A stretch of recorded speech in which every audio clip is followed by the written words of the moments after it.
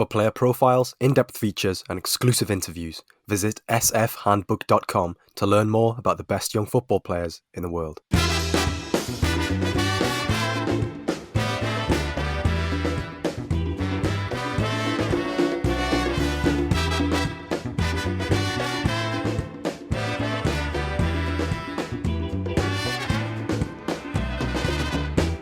Hello and welcome back to the Scouted Football podcast. We've had a full calendar of international football this past week. Gareth Bale continuing to boil El Chiringuito blood.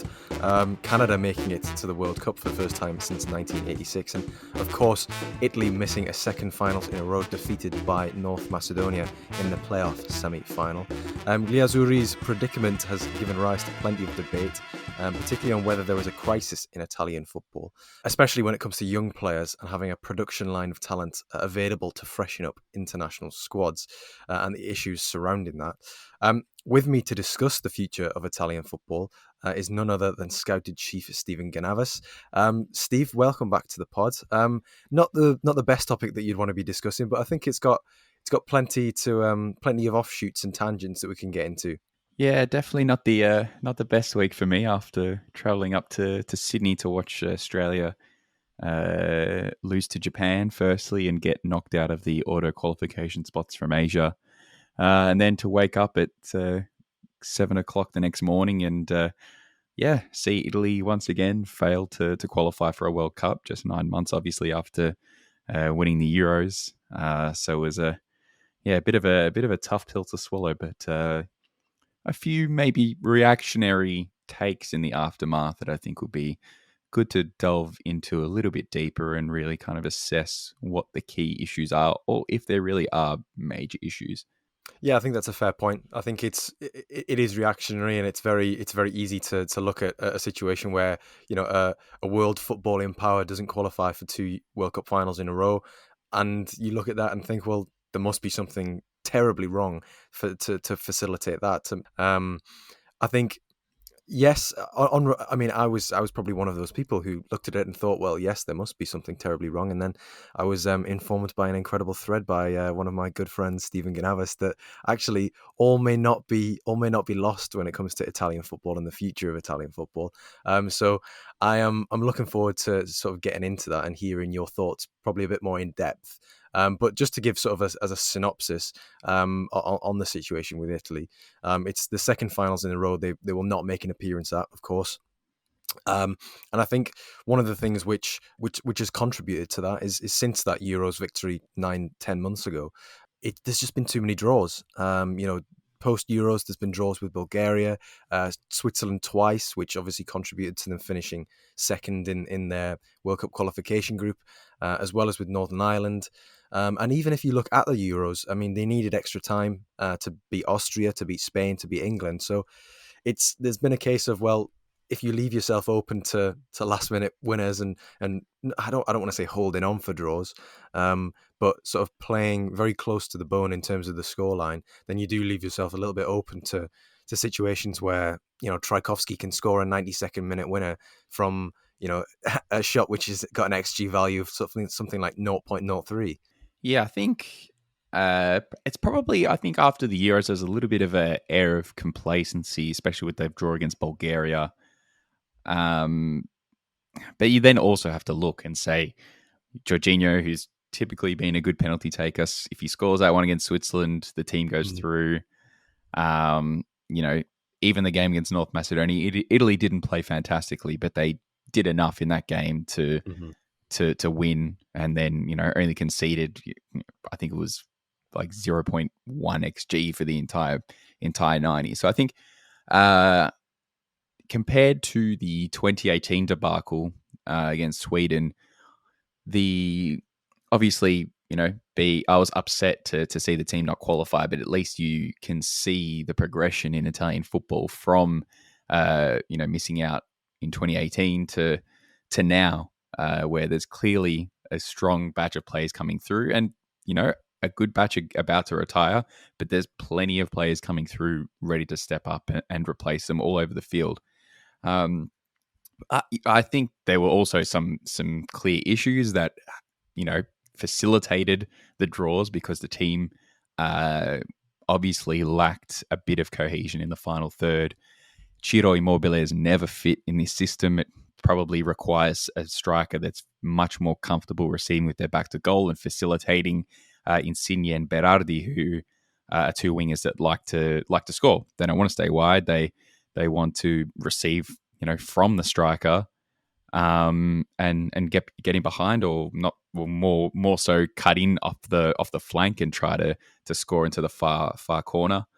And Immobile is a striker that wants to get in behind himself, but that's not the kind of system that wasn't set up to feed that kind of play. It was more of a patient, get the ball. It required someone that can hold the ball up and bring others into play, which just he is not capable of doing. It's never really been his game. But all over the park, I think there were underperformers. Barella has been in some of the worst form of his career. Jorginho had a poor game by his standards. I think Italy really missed Spinazzola, obviously, and Di Lorenzo, and the drop down from those two to Emerson Palmieri and Florenzi is quite stark. So you also had Chiellini and Bonucci out, although I thought Bastoni played quite well. And then you even had someone like Donnarumma in not great form, and he was a bit suspect for the goal as well. So, you can look back at all these little things and say this wasn't right, that wasn't right. But at the end of the day, as I said, the team did enough to probably win that game. But unfortunately, that's football. Sometimes it doesn't go your way in the moments. And in the 92nd minute, there was a pretty bad moment, and they'll be watching from the sidelines again. Yeah, pretty consequential, and I think it's natural that in the circumstances that only exacerbates the feeling of the sort of the reactionary takes, really, doesn't it? I think I saw a tweet where it was in the 90th minute where João Pedro and Giorgio Chiellini are being introduced at 0-0 against Macedonia, and a lot of people are sort of thinking, well, are these your game changers? But that also does ignore the fact that the three previous substitutes were Raspaduri, who's 22, Tonali, who's 21, and Lorenzo Pellegrini, who's 25. So, yeah, I think you can posture the take in many different ways. And I think it is right to maybe just take 24 hours, take 36 hours, sit back and think, actually, you know what? It's maybe not all bad, despite the fact that, the most recent squad did have quite a lot of experienced players. But, at the end of any cycle, you're going to get that because it will naturally then refresh. I think from my perspective, one of the issues maybe has been that refreshing hasn't taken place as quickly as possible. The introduction of the likes of your Fratesis, your Samuele Ricci's, Nicolo Faggioli's. They haven't, maybe their introduction hasn't been expedited, but maybe that's because there are other good available midfielders in there who are over the age of 23 but sort of under the age of 27, who've maybe not been getting the minutes. Yeah, well, I understand people saying you need to start blooding these players, but, are you going to not play Chiellini and Bonucci, for example, who 9 months ago, everyone was raving about these guys are masters of the art of defending. If you want to go to centre-back university, you've got to go see what these guys are doing. And then 9 months later, you can't just turn around and say, oh, they're too old. No wonder Italy hasn't qualified for the World Cup. Exactly. It just doesn't work like that. And, even then, you still have a collection of pretty strong young players. One, in that squad. Two, that have been in and around the senior team because Mancini's been calling up extended squads with train-on players. For example, with Nicola Fagioli, who's been balling out in Serie B, was part of one of those squads in January when Italy didn't have any games, but there was an international break. And also playing under 21 international level, it's a high level. So, maybe they're not playing senior internationals yet, but a lot of those under 21 international games are, really tough. So, just to I think use that as an excuse. Then obviously there was a thread flying around from Carlo Garganese who was saying that there's not enough teenagers playing and getting minutes in Serie A. Again, that getting minutes in Serie A at 18 or 19 isn't the be all and end all of youth development. There is a lot of Italian players that have been going into the second division and doing really well, such as Fratesi and Samuele Ricci last season, who were two of the best players in the second division, came up. Fratesi's killing it straight away. Ricci was balling for Empoli and he got his move to Torino. So um, the pathways are there, just because they might be a little bit different to the way that they do it in Spain, for example, where players much more readily just go straight from academy level into the first team. Uh, but it doesn't mean it's any less effective. And I think, on the contrary, I think Italian youth development in the last 10 years has come along leaps and bounds. And this generation that's coming through now looks pretty extraordinary from what I've been watching.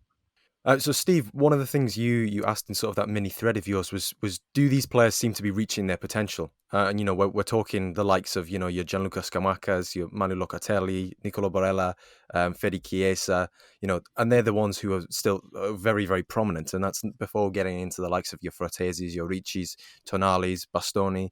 You know, at a surface level, you're looking at these individual players and you're thinking, well, yes, they are.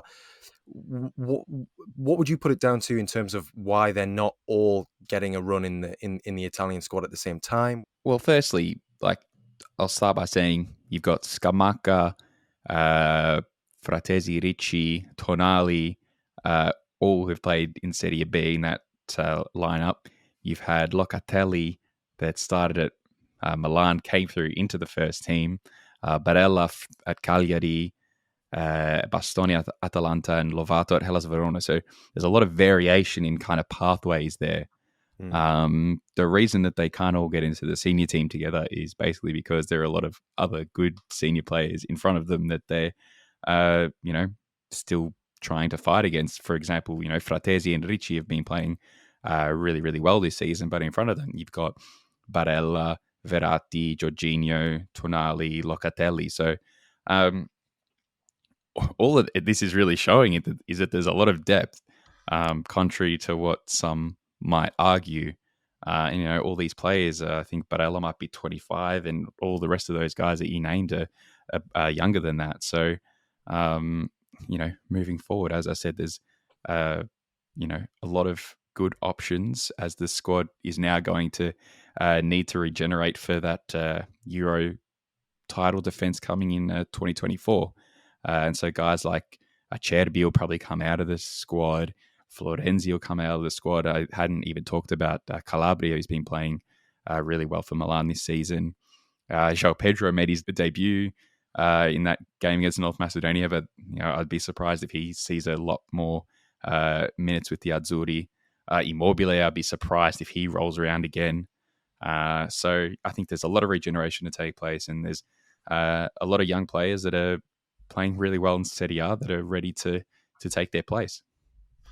Speaking about Serie A, then you mentioned briefly just before about how there aren't many teenagers playing in Italy's top flight, and while that isn't the be all and end all, and probably isn't the best barometer of whether youth development in a country is thriving. What do you put it down to in terms of the minutes that are being played by under 23 players in Serie A, whether that be Italian or foreign? Is that something to do with pressures on coaches? Is it something to do with the attitude towards young players? The step up from Serie B and Primavera, being too much of a chasm to breach and to straddle in one go. What do you put that down to? Well, I would hazard a guess to say that the level of under 23 minutes in Serie A isn't really a huge amount lower than any other league. And especially recently, we're seeing a lot of clubs being taken over by some fairly smart ownership groups that look towards purchasing younger players and moving towards that buy low, sell high model rather than the simply existing in Serie A kind of model. So we've seen that with Genoa with their takeover. Venezia have come up into Serie A and tried to do something like that. Sassuolo is probably the best example with some of the deals that they've made, like for Locatelli, Maxim Lopez, Fratesi, even coming over from Roma. So I think that the clubs in Serie A are getting a lot smarter and are really thinking about how they can maximize youth development, because it's going to be a strong return for them. And then likewise, we're seeing The second division improving a lot as well, and becoming a good loan destination for a lot of top talents from Serie A teams, like we saw with Fratesi last season, and then this season again with Nicola Fagioli going from Juventus to Cremonese, who are, I think, second in the second division at the moment. So yeah, it's. I think the situation is just becoming more and more healthy for young players coming through, and I don't think we've ever really talked about as many like talented under 25-ish Italian players at one time in the last 10 to 15 years, probably since the World Cup win in 2006.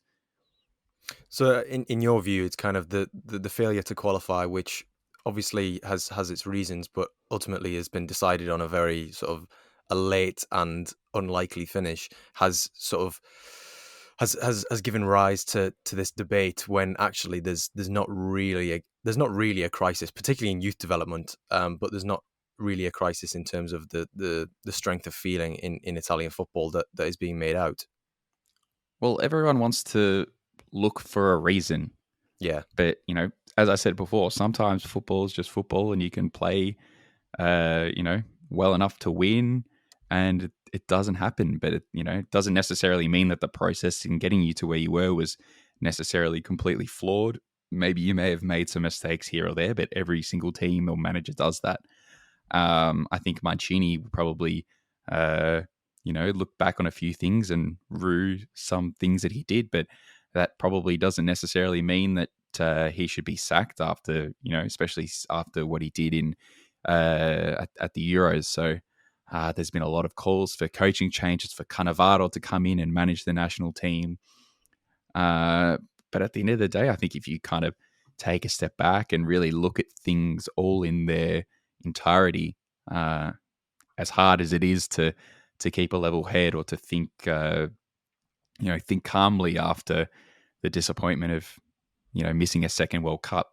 I think that the problems tend to be overblown, just as probably the World Cup win was romanticized, and I'll probably say that even I was a bit jealous of doing that. But yeah, I think you pretty much sum it up in this little tweet that you put here. Reactionary thinking will ultimately probably prevail because no one likes being told the system is working when their country has just been knocked out of World Cup qualifying. I think that's pretty fair and pretty concise, to be honest. You know, yeah, it having it had it explained to me, I'm less of that reactionary sort of we need wholesale change. Why is Mario Balotelli of Adana Demirspor being called up to the January training camp? That sort of mindset. And I suppose sort of looking ahead, I mean, you also shine a light on the fact that Italy's sort of youth international performances have been positive recently, over the past five or so years.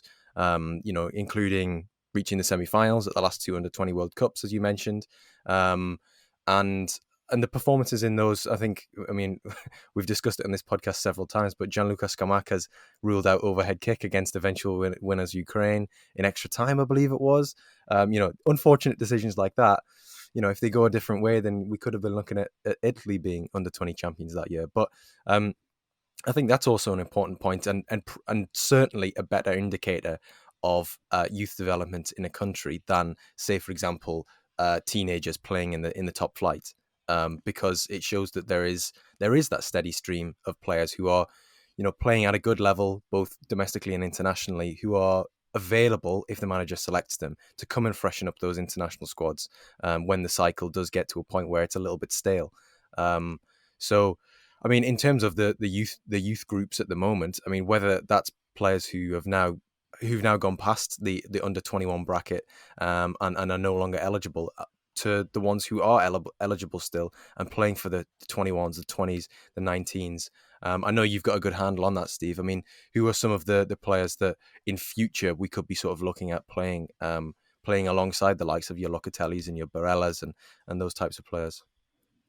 yeah. Just to take a step back for a second, when you were talking about the under 20 World Cup and so on, I think the important thing at that kind of level isn't necessarily going on and winning tournaments, because anything can happen. It's single knockout round games, and there's only so much you can extrapolate from that.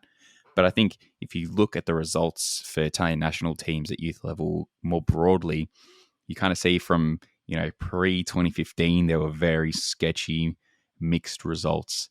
But kind of 2015, 2016 onwards, the team starts to continuously be either qualifying for under 21 Euros, which is not easy in itself.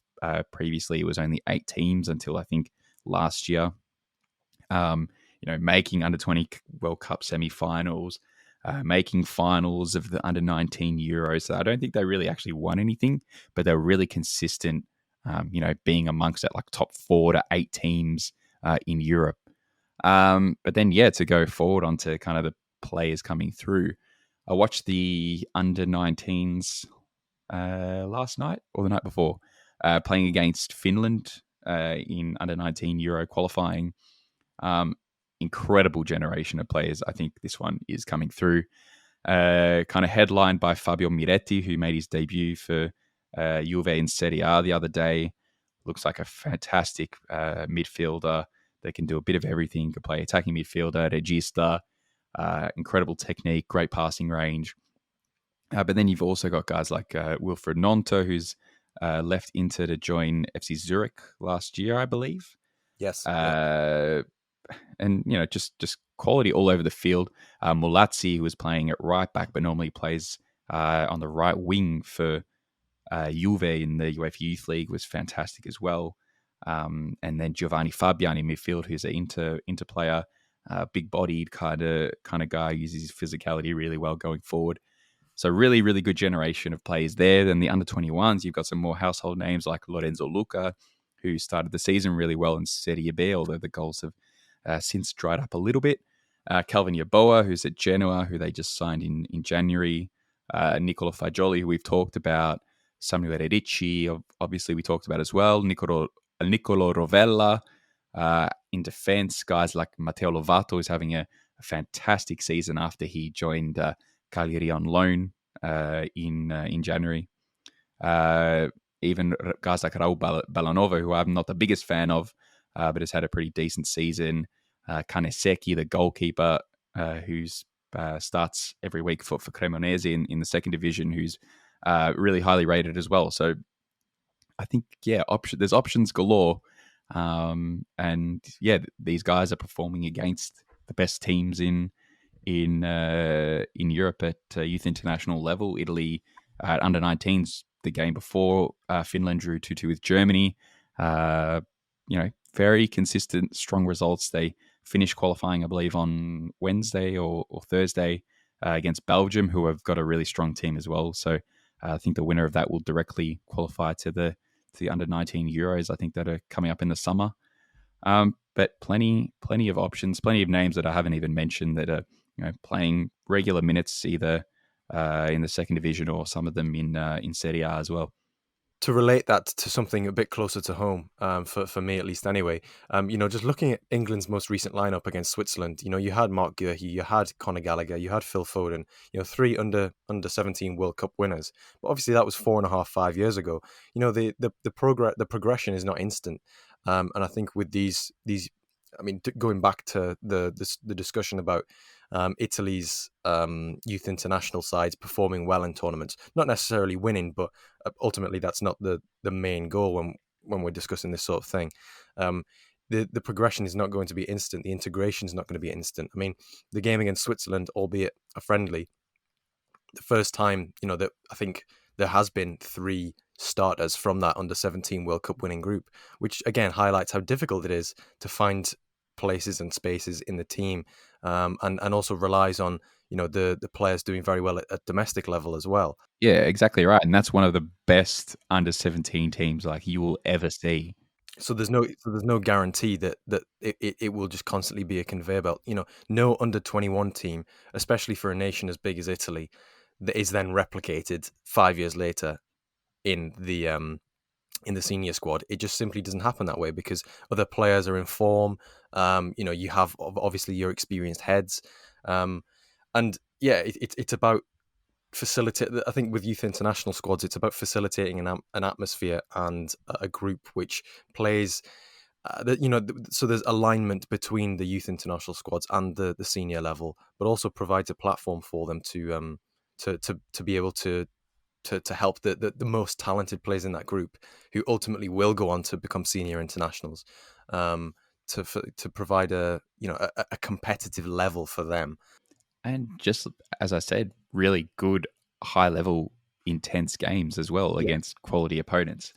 And then also don't neglect probably the effect that doing really well at a under 21 Euros or under 20 World Cup can have on their players' club careers, and excelling at a under 20 World Cup or at a under 19 Euros can really put you in the shop window. Like, for example, we saw with Sancho when he was killing it. He's probably already on their radar, but the things that he was doing at the under 17 Euros, I think it was in 2017, I'm sure that had a pretty big influence on Dortmund's decision to go splash some pretty big money for a 17-year-old on bringing him in, and obviously it was worthwhile.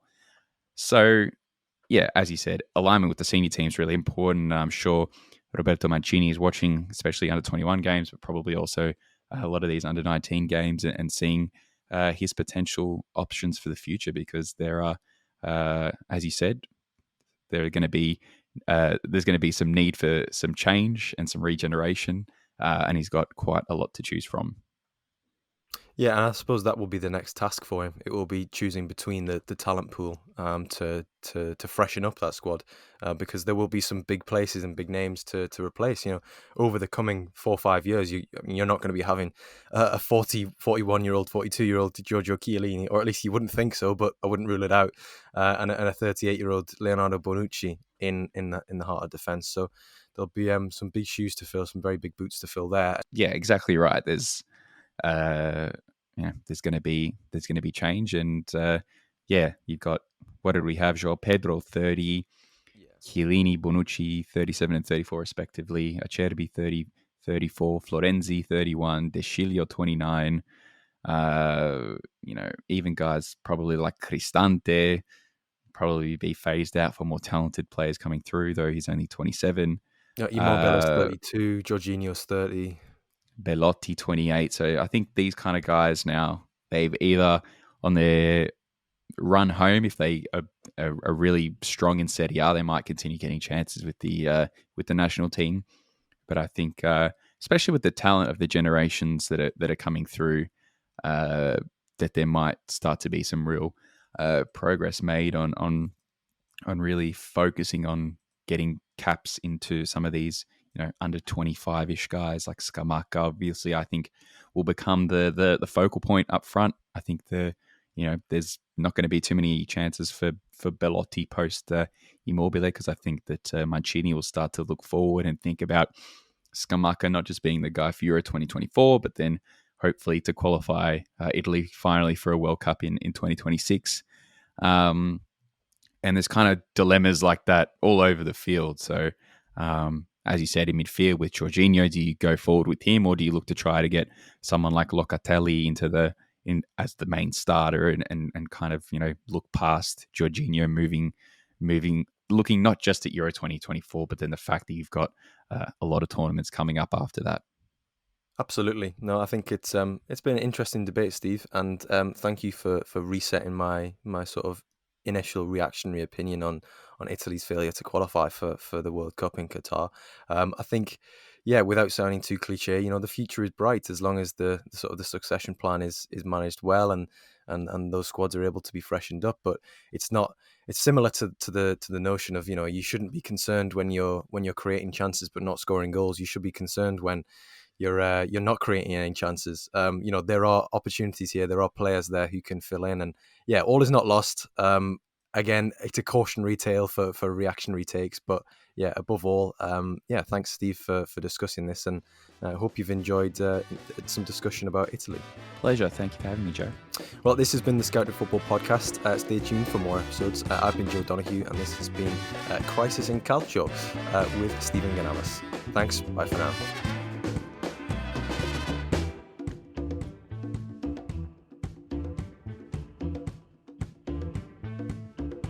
For player profiles, in-depth features, and exclusive interviews, visit sfhandbook.com to learn more about the best young football players in the world.